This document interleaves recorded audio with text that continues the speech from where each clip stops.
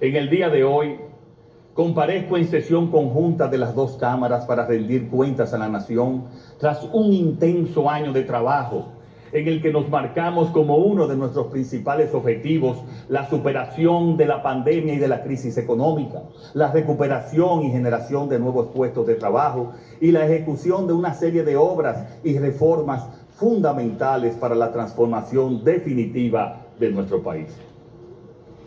Me presento ante ustedes por segunda ocasión y lo hago en un escenario bien distinto al del año 2021. Hoy podemos decir que en tan solo un año hemos conseguido llevar el país a la normalidad. Hemos superado la pandemia y somos un ejemplo para el mundo en términos económicos. Somos la economía que más crece en toda América Latina.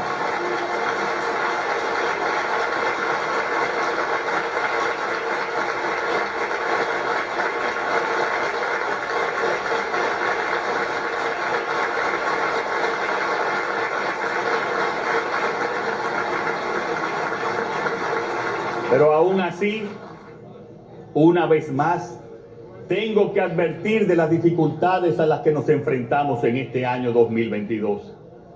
La crisis militar desatada en Europa y que involucra a las grandes potencias mundiales hace que se incrementen las tensiones en todos los mercados, pero especialmente los energéticos, de materias primas y financieros. Esta es una realidad que no podemos obviar ni cambiar. Pueblo dominicano, estamos ante la mayor acción militar en Europa desde la Segunda Guerra Mundial. Esto está teniendo ya consecuencias negativas para todo el planeta y tenemos que prepararnos. Me ha tocado gobernar en tiempos de crisis, con eventos complicados y complejos, pero no nos hemos desviado de nuestro objetivo de ser un gobierno atento a las demandas del pueblo dominicano, sensible a los más vulnerables y reformador para cambiar nuestro país.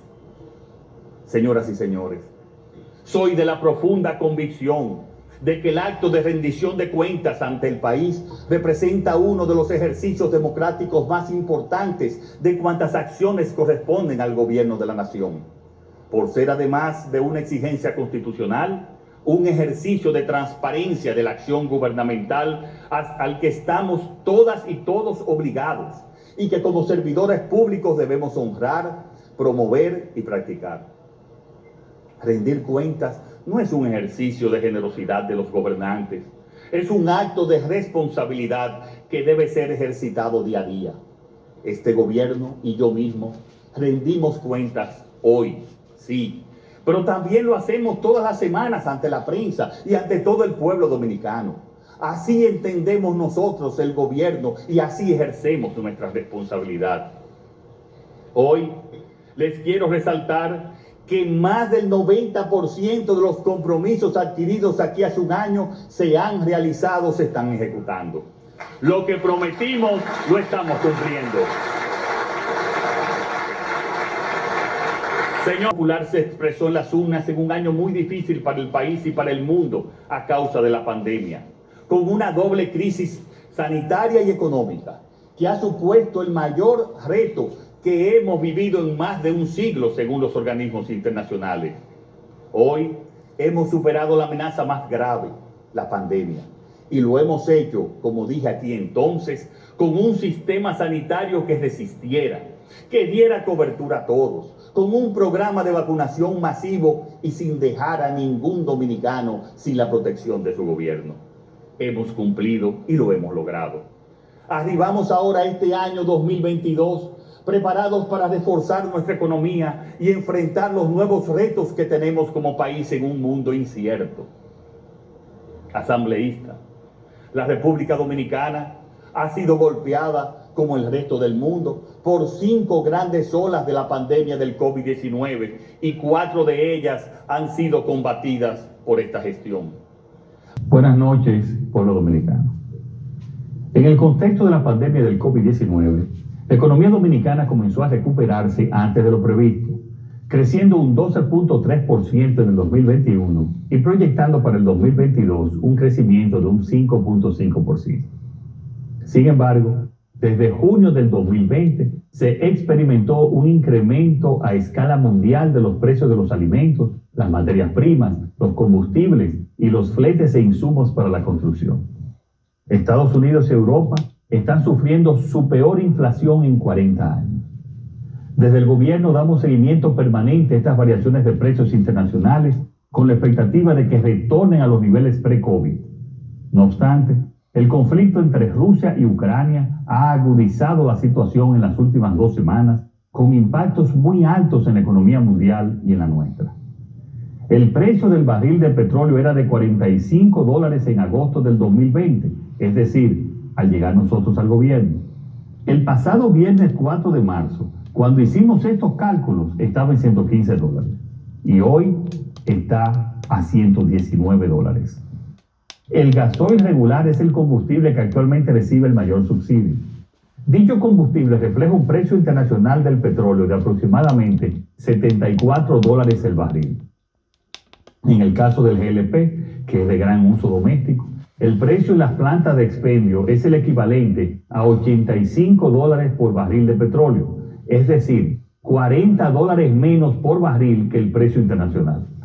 Esto se traduce en un subsidio de 20.58 pesos por galón para el GLP y de 39.42 para el gasoil regular. Las materias primas fundamentales para nuestra alimentación, como el trigo, el maíz y la soya, casi han duplicado su precio. El coste de las materias primas de los fertilizantes, como la urea, se ha triplicado a la fecha en relación con agosto del 2020. A pesar de estas alzas, los fundamentos de nuestra economía son sólidos. El turismo, las zonas francas y las exportaciones han superado sus niveles pre-COVID. Desde el gobierno hemos tomado medidas preventivas de política monetaria para mitigar el impacto de la inflación importada. También anunciamos el pasado 27 de febrero el aumento en más de 300.000 nuevas familias en el programa Supérate y hemos aumentado los programas sociales de venta de comida y mantenido subsidios focalizados. Sin embargo, ante una situación que va más allá de lo coyuntural y que ha sacudido algunos elementos estructurales, es necesario ampliar el rango de acción y unificar fuerzas para enfrentar la situación internacional antes descrita, sobre cuyo final nadie tiene certezas. Por ello, estamos en contacto directo y constante con el liderazgo de las asociaciones empresariales, productores, mayoristas, minoristas, comerciantes e importadores para promover medidas que salvaguarden la economía de los más desposeídos y evitar que la clase media se vea aún más perjudicada mientras superamos esta crisis de precios causada por factores externos. Con todos ellos, identificamos la necesidad de seguir auspiciando desde el gobierno un ambiente de confianza que permita llevar a cabo las inversiones en curso, aportando el crecimiento económico del país y de igual manera implementar todas las medidas que sean necesarias para evitar interrupciones en la cadena de producción y de comercialización. Adicionalmente, hemos decidido poner en marcha las siguientes medidas para enfrentar esta crisis importada. 1. Subsidiar los combustibles con el parámetro de que mientras el precio del West Texas Index, el WTI, esté por encima de $85 por barril y por debajo de $115, el gobierno mantendrá sin variación los precios internos de los hidrocarburos al nivel del 4 de marzo del 2022. Cualquier movimiento de precios por encima de $115 por barril será traspasado a los precios internos sin la inclusión del impuesto ad valorem en el cálculo de los mismos. Con esta medida, que tendría una duración inicial de 4 meses, el gobierno seguiría asumiendo un sacrificio fiscal mínimo permanente de por lo menos entre 600 y 1.000 millones de pesos semanales, que representarían aproximadamente entre 2.400 y 4.000 millones de pesos mensuales, o lo que es lo mismo, entre unos 9.600 y 16.000 millones de pesos durante sus 4 meses de aplicación. Segundo, aumentar el programa de subsidio directo al sector transporte implementado por el Instituto Nacional de Tránsito y Transporte de Pasajeros Intran para evitar el incremento de los precios en el transporte público. Tercero, enviar de urgencia al Congreso Nacional un proyecto de ley para reducir a 0% los aranceles aplicados en frontera a las importaciones de los productos más importantes de la canasta básica. Esta medida, que proponemos sea aplicada de manera provisional durante 6 meses, impactará los siguientes productos: aceite refinado, mantequilla y margarina, leche en polvo, grasas comestibles, enlatados, pollos, ajos, pastas, habichuelas, harina, pan, carne de cerdo y carne de res. 4. Consecuentemente con el anuncio que hiciéramos el pasado 27 de febrero, de manera inmediata estaremos subsidiando en hasta un 10% las importaciones de maíz, trigo, soya, harina y grasa vegetal durante un periodo de 6 meses. Esta medida, bajo la responsabilidad del Ministerio de Industria, Comercio y MIPYMES, implicaría hasta 3.000 millones de pesos y se implementaría con la intención expresa de enfrentar la subida de los precios de los productos que utilicen estos insumos.